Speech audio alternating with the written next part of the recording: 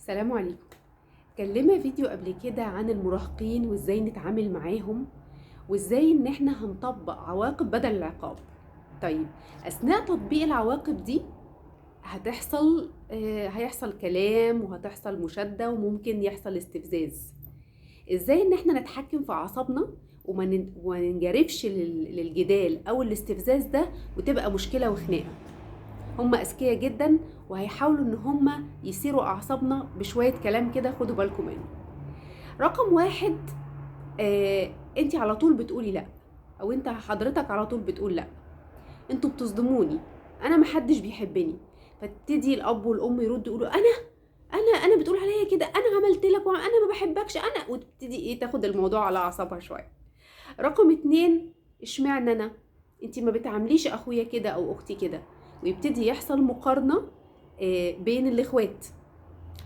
رقم تلاتة، انا الوحيدة اللي بيحصل معايا كده في صحابي، مفيش حد في صحابي اهلي بيعملوا كده. فابتدي انتي تتضايقي، معقول انا بعمل حاجة، يعني هل انا ظلمها، هل انا مزوداها؟ فيبتدي يحصل كويستشن هنا ويحطك في حتة احساس بالذنب. طيب ايه تاني؟ انا هسيب البيت، انا مش عايزة اعيش معاكم، انا موت نفسي عشان ترتاحوا. فده برضو نوع من التهديد عشان يهز موقفنا في تطبيق العواقب اللي احنا اتفقنا عليها او السيستم. حاجة تانية بيعملوها ساعات الانكار، انا ما قلتش، انا ما عملتش.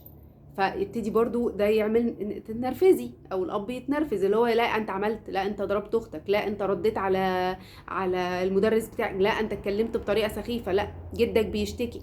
فبرضو ممكن يحصل انكار. ايه تاني؟ انا مش هروح المدرسة، انا بقى انا عايزة اسقط، انا قرفت من المدرسة مش هروح. فده برضو كلام بيخوفنا، اللي هو ايه ده؟ طب مش هروح المدرسة يعني مش هروح المدرسة، يعني ايه مش عايزة يعني ايه انا هسقط، يعني ايه الكلام ده؟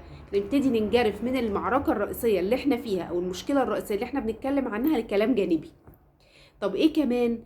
كلام دبش، يعني هم بيستخدموا شوية كلام كده غلس او دبش. انا زهقت منكم، دي عيشة تقرف، انتوا زهقتوني، انا يعني ايه، او يقلب وشه بقى، او تقلب وشها. تلاقي ايه، يبص من فوق لتحت، يبص كده، مش عارفة ايه، يقلب وشه، اللي هو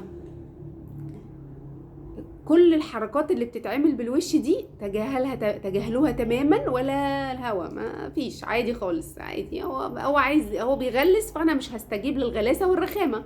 تمام، انا ثابته على موقفي ومش هتنرفز. ايه تاني؟ ممكن برضو يحسسك بعدم التقدير، او يحسسك بعدم التقدير، انه مش سامع، مش واخد باله من الكلام. يعني ايه، في نوع كده من اللي هو انا مش فارق معايا انت بتقول ايه. ده برضو ممكن يضايقنا ويخلينا ناخد اللي هو ايه، طب انا بقى هوريك، انا هخليك تسمع، انا هخليك تفهم، انا هخليك تسمع. فنزود في العقاب عشان نحسسه، او في العواقب زي ما قلنا قبل كده عشان نحسسه باللي ايه ده، انا اللي هو انا، طب انا يعني انا مش بضايقك وبنتقم، بس هو عمال يغلس، فانا اللي هو ايه، طب ماشي بقى وريني هتعمل ايه. انا عماله ازود عشان انا كمان احس ان انا سيطرت. طيب ايه كمان؟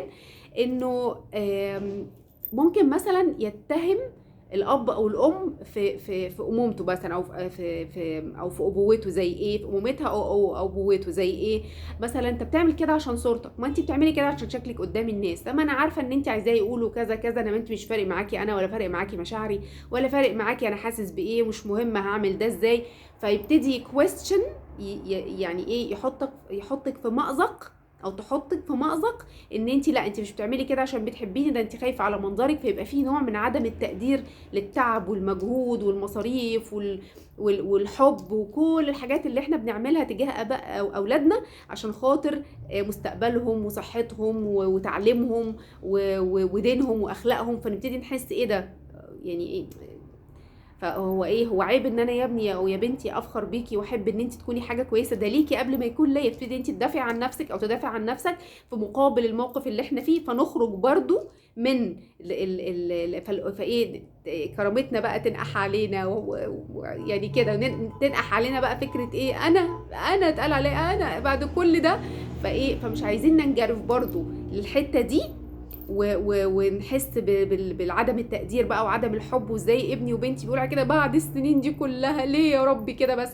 ونخرج من فكرة الحاجة اللي انا بطبقها او اللي انا عايزة اعملها معاه. فمعلش يعني ايه disregard، نتجنب الجدال والاستفزاز، ولو حصلت حاجة من الحاجات دي احنا مكملين زي ما احنا، و يعني احنا في معركتنا الرئيسية. كل ده كلام احنا ملناش دعوة بيه. طيب تمام ماشي اوكي خلاص، هنعمل ايه برضو؟ ولا كأننا سامعين حاجة. دي من اهم الحاجات اللي بتجنبنا العصبية والاستفزاز، وبنطبق السيستم او العواقب اللي احنا قلنا عليها. خدوا بالكم منها، والسلام عليكم.